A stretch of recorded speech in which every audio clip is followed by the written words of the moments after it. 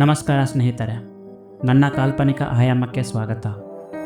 ನಾನು ಇವತ್ತು ನಾನೇ ಬರೆದಿರುವ ಮೃತ್ಯು ಪಂಜರ ಎಂಬ ಕಥೆಯ 2ನೇ ಅಧ್ಯಾಯದ 2ನೇ ಭಾಗವನ್ನು ವಿವರಿಸ್ತಾ ಇದ್ದೇನೆ. ನೀವು ನನ್ನ ಚಾನಲ್ಗೆ ಹೊಸಬರಾಗಿದ್ದರೆ ನನ್ನ ಚಾನಲ್ನ ಸಬ್ಸ್ಕ್ರೈಬ್ ಮಾಡಿ ಮತ್ತು ಬೆಲ್ ಐಕನ್ನ ಒತ್ತೋದನ್ನ ಮರಿಬೇಡಿ.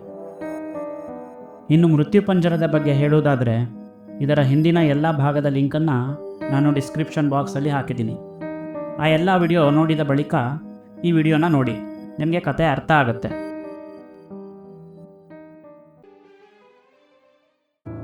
ಸುಮಾರು ಶತಮಾನಗಳ ಹಿಂದೆ ಬನಪುರವೆಂಬ ಒಂದು ಸಣ್ಣ ರಾಜ್ಯವಿತ್ತು. ವಿಶಾಲವಾದ ಕಾಡಿನ ಮಧ್ಯದಲ್ಲಿರುವ ರಾಜ್ಯ. ಕಾಡಿನ ಬಗ್ಗೆ ಇಂಚಿಂಚಾಗಿ ಅರಿತವನೇ ಈ ರಾಜ್ಯದ ಒಳಗೆ ಹಾಗೂ ಹೊರಗೆ ಹೋಗಬಹುದಾಗಿತ್ತು. ಬನಪುರ ರಾಜ್ಯಕ್ಕೆ ಕಾಡು ಒಂದು ಭದ್ರಕೋಟೆಯಾಗಿತ್ತು. ಅಕ್ಕಪಕ್ಕ ರಾಜ್ಯದ ಜೊತೆ ಬನಪುರದ ಒಡನಾಟ ಉತ್ತಮವಾಗಿತ್ತು. ರಫ್ತು ಹಾಗೂ ಆಮದುವಿನ ವ್ಯವಹಾರಗಳು ಚೆನ್ನಾಗಿಯೇ ನಡೆಯುತ್ತಿತ್ತು. ಹಾಗಾಗಿ ಬನಪುರ ರಾಜ್ಯ ತುಂಬ ಸುರಕ್ಷಿತವಾಗಿತ್ತು. ಈ ಬನಪುರ ರಾಜ್ಯದ ರಾಜ ಆರ್ಯ. ಇವನಿಗೆ ಇಬ್ಬರು ರಾಣಿಯರು. ಮೊದಲನೇವಳು ಪುಷ್ಪ, ಎರಡನೇವಳು ವೇದಾವತಿ. ಹೆಸರಿಗೆ ಮಾತ್ರ ಎರಡನೇ ರಾಣಿಯಷ್ಟೇ. ಆದರೆ ವೇದಾವತಿಗೆ ಸುಮಾರು 300ರಿಂದ 350 ವರ್ಷ ವಯಸ್ಸಿರುತ್ತೆ. ವೇದಾವತಿ ಮಾಸದ ಸೌಂದರ್ಯ ಹಾಗೂ ಚಿರಯೌವನವನ್ನು ಹೊಂದಿರ್ತಾಳೆ. ಮುಖದಲ್ಲಿ ಒಂದು ರೀತಿಯ ಹೊಳಪು ಇರುತ್ತೆ ಹಾಗೂ ದೈವ ಕಳೆ ಇರುತ್ತೆ. ಇದೆಲ್ಲದಕ್ಕೂ ಕಾರಣ ಅವಳು ಮಂತ್ರತಂತ್ರ ವಿದ್ಯೆಗಳಲ್ಲಿ ಅಪಾರವಾದ ಜ್ಞಾನ ಮತ್ತು ಸಿದ್ಧಿಗಳನ್ನು ಹೊಂದಿರುವುದು. ಇದರ ಜೊತೆಗೆ ವೇದಾವತಿ ಒಬ್ಬಳು ಸಾಹಿತಿಯಾಗಿರ್ತಾಳೆ. ತಂತ್ರ ಮಂತ್ರ ವಿದ್ಯೆಗಳ ಬಗ್ಗೆ ಹಲವಾರು ಪುಸ್ತಕಗಳನ್ನು ಸಹ ಬರೆದಿರ್ತಾಳೆ ಹಾಗೂ ಇವಳೊಬ್ಬಳು ಮಹಾನ್ ಶಿವಭಕ್ತೆ ಆಗಿರ್ತಾಳೆ. ವೇದಾವತಿ ಎಷ್ಟು ಸೌಂದರ್ಯವನ್ನು ಹೊಂದಿರ್ತಾಳೋ ಅದಕ್ಕಿಂತ ಹೆಚ್ಚಾಗಿ ಅಷ್ಟೇ ಜ್ಞಾನವನ್ನು ಕೂಡ ಹೊಂದಿರ್ತಾಳೆ. ಅವಳ ಅಪಾರವಾದ ಸೌಂದರ್ಯಕ್ಕೆ ಮರುಳಾಗಿ ರಾಜ ಅವಳನ್ನು ಮದುವೆಯಾಗಿರ್ತಾನೆ. ಅವಳ ಎಲ್ಲ ಗತಕಾಲದ ಕಥೆಯು ರಾಜನಿಗೆ ಬಿಟ್ಟು ಬೇರೆ ಯಾರಿಗೂ ತಿಳಿದಿರೋದಿಲ್ಲ. ಪುಷ್ಪಳಿಗೆ ಒಬ್ಬ ಮಗನಿರ್ತಾನೆ. ಅವನ ಹೆಸರು ಸ್ಕಂದ. ಹಾಗೂ ವೇದಾವತಿಗೂ ಸಹ ಒಬ್ಬ ಮಗನಿರ್ತಾನೆ. ಅವನ ಹೆಸರು ಮಾಣಿಕ್ಯ. ಇಬ್ಬರು ಜ್ಞಾನ ಹಾಗೂ ಶಸ್ತ್ರವಿದ್ಯೆಗಳಲ್ಲಿ ನಿಪುಣರಾಗಿರ್ತಾರೆ. ಮಾಣಿಕ್ಯನಿಗೆ ಇನ್ನೊಂದು ವಿದ್ಯೆಯಲ್ಲಿ ಕರಗತಾ ಇರುತ್ತೆ. ಅದೇ ತಂತ್ರಮಂತ್ರಗಳ ವಿದ್ಯೆ. ಚಿಕ್ಕಂದಿನಿಂದಲೇ ಮಾಣಿಕ್ಯನಿಗೆ ಇಂತಹ ವಿಷಯಗಳಲ್ಲಿ ಆಸಕ್ತಿ ತುಂಬ ಇರುತ್ತೆ. ಅದಕ್ಕೆ ಕಾರಣವೇ ವೇದಾವತಿ ಆಗಿರ್ತಾಳೆ. ವೇದಾವತಿ ಮಾಣಿಕ್ಯನಿಗೆ ಬಾಲ್ಯದಿಂದಲೇ ಮಂತ್ರತಂತ್ರ ವಿದ್ಯೆಗಳನ್ನು ಕಲಿಸ್ತಾ ಬರ್ತಿರ್ತಾಳೆ. ಇದರಿಂದ ಮಾಣಿಕ್ಯನು ಈ ಮಂತ್ರತಂತ್ರ ವಿದ್ಯೆಯಲ್ಲಿ ನಿಪುಣನಾಗಿರ್ತಾನೆ. ಅವನು ತನ್ನ ತಾಯಿಯನ್ನು ಬಿಟ್ಟು ಬೇರೆ ಯಾರಿಗೂ ತಿಳಿಯದಂತೆ ಈ ವಿದ್ಯೆಗಳನ್ನೆಲ್ಲ ಅಭ್ಯಾಸ ಮಾಡಿ ಬೆಳೆದಿರ್ತಾನೆ. ಸ್ಕಂದ ಹಾಗೂ ಮಾಣಿಕ್ಯ ತುಂಬ ಬಾಂಧವ್ಯದಿಂದ ಇರ್ತಾರೆ. ಅಣ್ಣ ತಮ್ಮ ಎಂದರೆ ಈ ರೀತಿ ಇರಬೇಕು ಎಂದು ಬನಪುರದವರು ತಮ್ಮ ಮಕ್ಕಳಿಗೆ ಹೇಳಿಕೊಡುವಷ್ಟು ಅನ್ಯೋನ್ಯವಾಗಿ ಇರ್ತಾರೆ.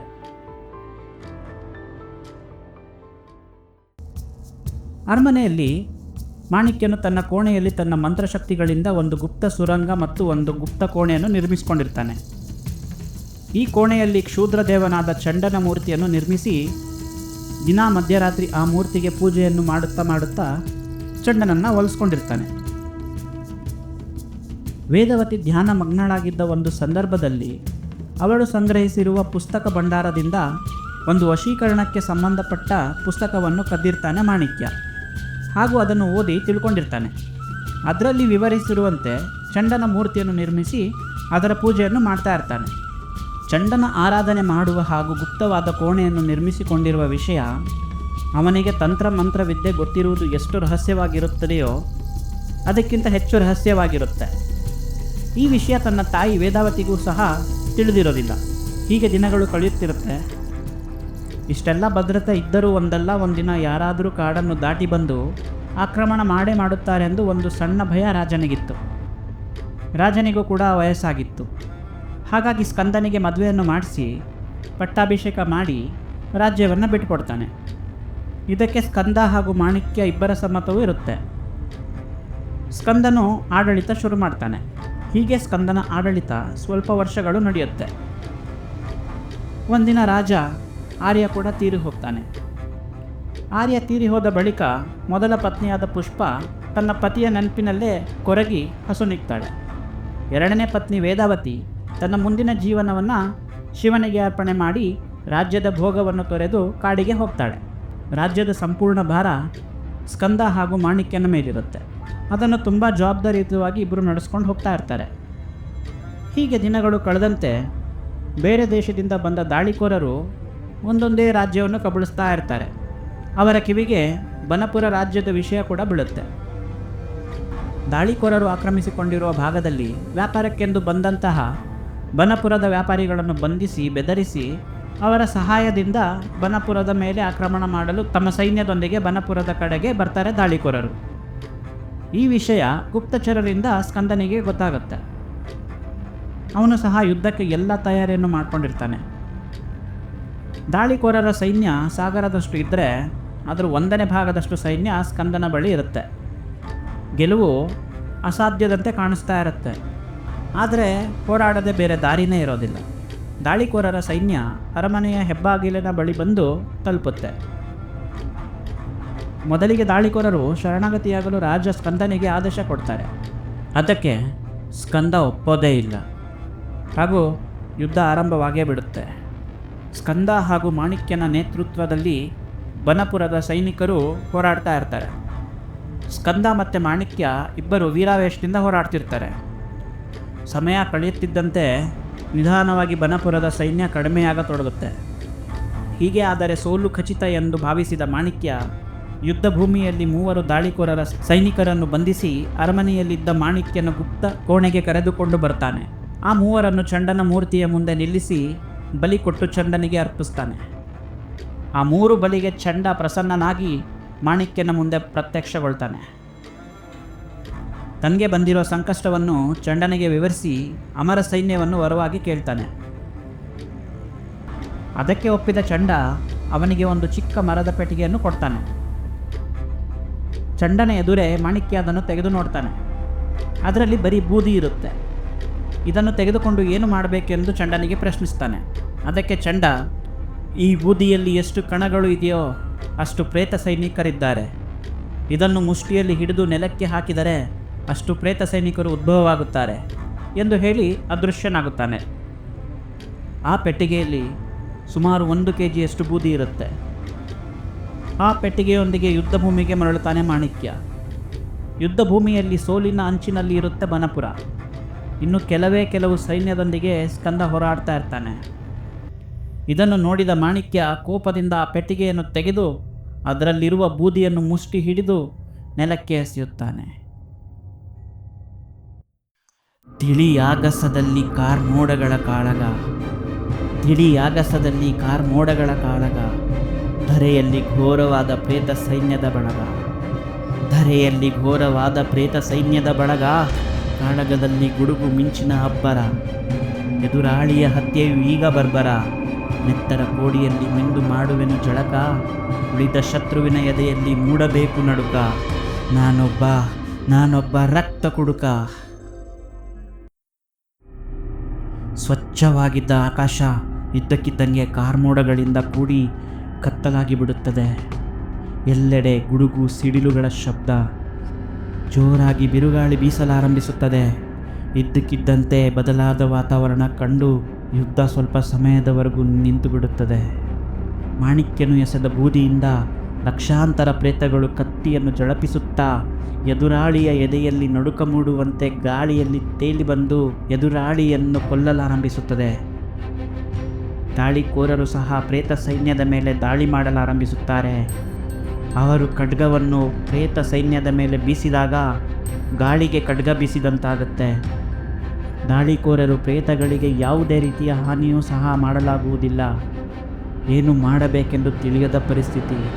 ಅಷ್ಟರಲ್ಲಿ ಮಳೆ ಕೂಡ ಸುರಿಯಲಾರಂಭಿಸುತ್ತದೆ. ದಾಳಿಕೋರರು ಏನು ಮಾಡಬೇಕೆಂದು ತಿಳಿಯದೆ ರಣಭೂಮಿಯನ್ನು ಬಿಟ್ಟು ಓಡಲಾರಂಭಿಸುತ್ತಾರೆ. ನೋಡುತ್ತಿದ್ದಂತೆ ದಾಳಿಕೋರರ ಅರ್ಧ ಸೈನ್ಯವನ್ನು ಮುಗಿಸಿಬಿಡುತ್ತದೆ ಪ್ರೇತಗಳು. ಭೂಮಿಗೆ ಬಿದ್ದ ಮಳೆ ನೀರು ರಕ್ತದಿಂದ ಬೆರೆತು ರಕ್ತದ ಕೋಡಿ ಹರಿಯುತ್ತದೆ. ಈ ದೃಶ್ಯ ಬಹಳ ರೌದ್ರವಾಗಿರುತ್ತೆ. ಹೀಗೆ ದಾಳಿ ಮಾಡುತ್ತಾ ಪ್ರೇತಗಳು ದಾಳಿಕೋರರ ಸೈನ್ಯದ ಸೇನಾಪತಿ ಹಾಗೂ ರಾಜನನ್ನು ಸಹ ಕೊಂದು ಬಿಡುತ್ತದೆ. ಉಳಿದ ಸೈನ್ಯ ದಿಕ್ಕಾಪಾಲಾಗಿ ಓಡಿ ಹೋಗ್ತಾರೆ. ಇದರೊಂದಿಗೆ ಬನಪುರ ಜಯವನ್ನು ಸಾಧಿಸುತ್ತದೆ. ಅಷ್ಟಕ್ಕೆ ಶಾಂತಗೊಳ್ಳದ ಪ್ರೇತಗಳು ಬನಪುರದ ಸೈನ್ಯದ ಮೇಲೂ ಆಕ್ರಮಣ ನಡೆಸಿಬಿಡುತ್ತದೆ. ಇದನ್ನು ಕಂಡ ಮಾಣಿಕ್ಯ ಹೆದರಿ ನಲುಗಿಬಿಡುತ್ತಾನೆ. ಏನು ಮಾಡಬೇಕೆಂದು ತಿಳಿಯದೆ ಸೀದಾ ಚಂಡನ ಮೂರ್ತಿಯ ಬಳಿ ಓಡಿ ಹೋಗಿ ಚಂಡನನ್ನು ಆಹ್ವಾನಿಸುತ್ತಾನೆ. ಮಾಣಿಕ್ಯನ ಮುಂದೆ ಚಂಡ ಪ್ರಕಟನಾಗುತ್ತಾನೆ. ಅವನ ಬಳಿ ಮಾಣಿಕ್ಯ ನಡೆದುದೆಲ್ಲ ವಿವರಿಸ್ತಾನೆ. ಅದಕ್ಕೆ ಚಂಡ ಅಟ್ಟಹಾಸದಿಂದ ನಗುತ್ತಾ, ನಾನು ನಿನಗೆ ಸೈನ್ಯ ಕೊಟ್ಟೆ, ನನ್ನ ಸೈನ್ಯ ಗೆಲುವು ಸಾಧಿಸಿತು, ಗೆದ್ದ ಮೇಲೆ ರಾಜ್ಯ ನನ್ನದಲ್ಲವೇ ಎಂದು ಹೇಳುತ್ತಾನೆ. ಮಾಣಿಕ್ಯ ಇದು ತುಂಬ ಅನ್ಯಾಯ ಎಂದು ಹೇಳುತ್ತಾನೆ. ಅದಕ್ಕೆ ಚಂಡ, ಯಾವುದು ಅನ್ಯಾಯ? ಗೆದ್ದ ರಾಜ್ಯದ ಮೇಲೆ ಅಧಿಕಾರ ಸಾಧಿಸುವುದು ಅನ್ಯಾಯವೇ?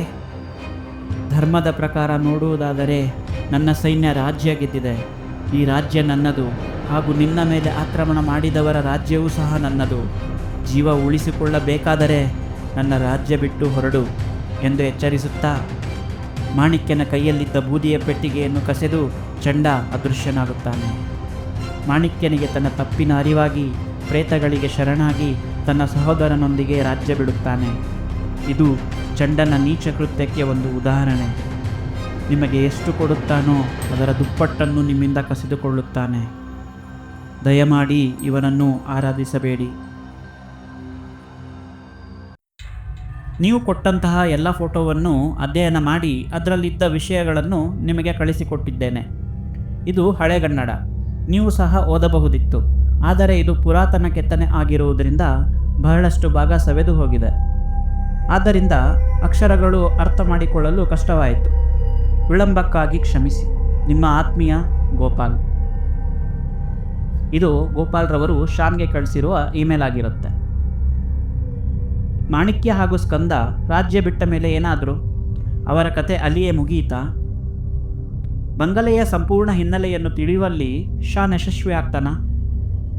ಶಾನ್ ಮುಂದೇನು ಮಾಡ್ತಾನೆ? ಇದನ್ನೆಲ್ಲ ಮುಂದಿನ ಭಾಗದಲ್ಲಿ ತಿಳಿಯೋಣ. ಧನ್ಯವಾದಗಳು ಗೆಳೆಯರೆ. ನಿಮಗೇನಾದರೂ ಈ ಕತೆ ಇಷ್ಟವಾದಲ್ಲಿ ಈ ವಿಡಿಯೋನ ಲೈಕ್ ಮಾಡಿ, ಶೇರ್ ಮಾಡಿ, ಎಲ್ಲದಕ್ಕಿಂತ ಮುಖ್ಯವಾಗಿ ನನ್ನ ಚಾನಲ್ನ ಸಬ್ಸ್ಕ್ರೈಬ್ ಮಾಡಿ. ನಿಮ್ಮ ಪ್ರೋತ್ಸಾಹ ಹೆಚ್ಚಾದಂತೆ ಇನ್ನೂ ಕುತೂಹಲಕಾರಿ ಕಥೆಗಳನ್ನು ನಿಮ್ಮ ಮುಂದೆ ತರಲು ನನಗೆ ಹುಮ್ಮಸ್ಸು ಬರುತ್ತೆ. ಸಿಗೋಣ ಮುಂದಿನ ವಿಡಿಯೋದಲ್ಲಿ. ಜೈ ಕರ್ನಾಟಕ ಮಾತೆ, ಜೈ ಕನ್ನಡಾಂಬೆ.